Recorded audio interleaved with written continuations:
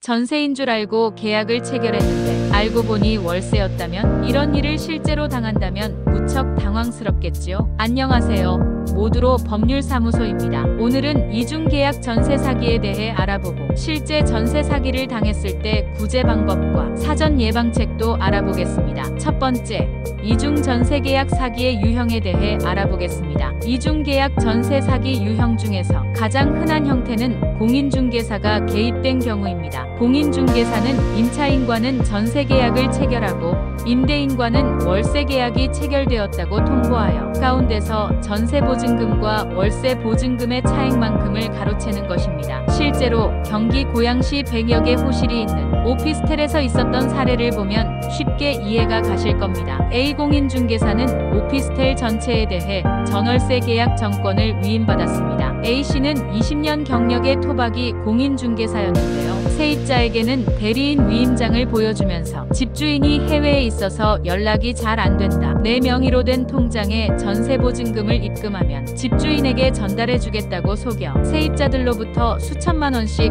전세금을 받았어요. 이후 집주인에게는 월세 세입자를 구했다고 하면서 월세 보증금과 매달 30만 원 내지 40만 원 정도 월세만 송금해 실제로 월세 계약이 체결된 것처럼 행동했습니다. 예를 들어 세입자와는 6천만 원의 전세 계약을 체결하고 집주인에게는 보증금 1천만 원에 월 30만 원으로 계약했다고 속여 5천만 원을 중간에서 가로채는 방식인 것이지요. 그러다가 전세 계약 만기를 앞두고 세입자들이 부동산에 보증금을 돌려달라고 요구하면서 이중 계약 사실이 들통났습니다. 새로운 세입자를 구해 기존 세입자에게 전세 보증금을 반환해주는 방법으로 돌려막기 해오다가 새로운 세입자를 구하지 못하게 되면서 돌려막기에 실패한 것이지요. 그 피해 규모가 세입자 50여 명으로부터 약 30억 원 정도를 가로챘다고 하니 어마어마하죠. 이 밖에 공인중개사 외에도 임대관리회사 직원이 이런 짓을 저지르는 경우도 있고,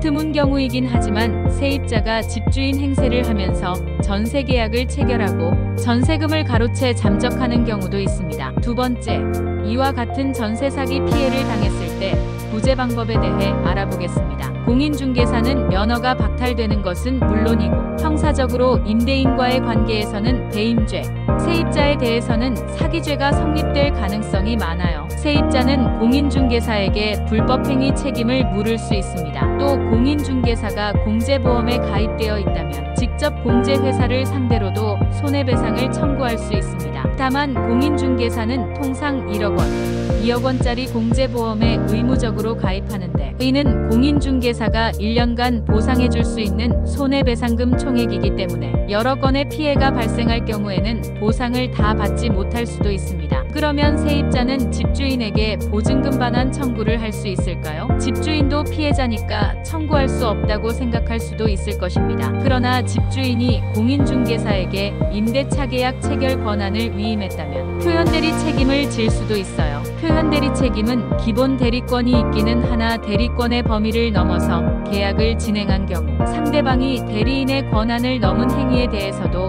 대리권이 있다고 믿을 만한 사정이 있으면 위임인도 책임을 진다는 법원칙입니다. 마지막으로 사전 예방책에 대해 알아보겠습니다. 문제가 발생한 다음 법적 분쟁에 휘말리는 것을 피하려면 사전에 꼼꼼히 확인하는 것이 안전하겠지요. 집주인이 개인인 경우 계약 당사자와 서류상 임대인이 동일한지 확인해야 합니다. 등기부등본상 소유자와 신분증의 인적사항이 동일한지 확인해야 합니다. 신분증도 위조되었을 수 있으니 주민등록증은 정부24 또는 모바일 신분증 검증 앱을 사용하여, 운전면허증은 경찰청 교통민원24에서 진위 여부를 확인할 수 있습니다. 집주인이 법인인 경우 법인이 집을 빌려줄 권리가 있는지 등기부등본을 통해 확인하세요. 법인 대표자의 신분증과 법인인감증명서도 체크하셔야 해요. 집주인이 2명 이상인 경우에도 집주인 전부와 계약을 체결하는 것이 안전합니다. 개인이든 법인이든 대리인이 나왔다면 위임장 서류를 확인하시기 바랍니다. 올바른 위임장이라면 위임인바, 수임인의 인적사항이 나와 있고 위임 대상 주택과 위임 범위가 적혀 있으니 반드시 확인하세요. 위임장에 있는 인감과 인감증명서의 인감이 동일한지도 확인하세요. 인감이 아닌 본인 서명이 있다면 본인 서명 사실 확인서가 필요해요. 공증으로 된 위임장은 가장 믿을 수 있습니다. 이렇게 대리인이 나왔을 경우 제일 중요한 것은 임대인에게 전화해서 내용을 확인하는 것입니다. 전화 녹음은 필수고요. 국토부 부동산 중개업 조회 사이트에서 거래하는 공인중개사도 문제가 없는지 한번 확인해 보세요. 여러분 모두 뜻하지 않은 범죄 피해를 당하지 않도록 주의하시고 저희는 범죄 예방과 피해자들에게 도움을 줄 수 있도록 항상 최선을 다하겠습니다. 안녕히 계십시오.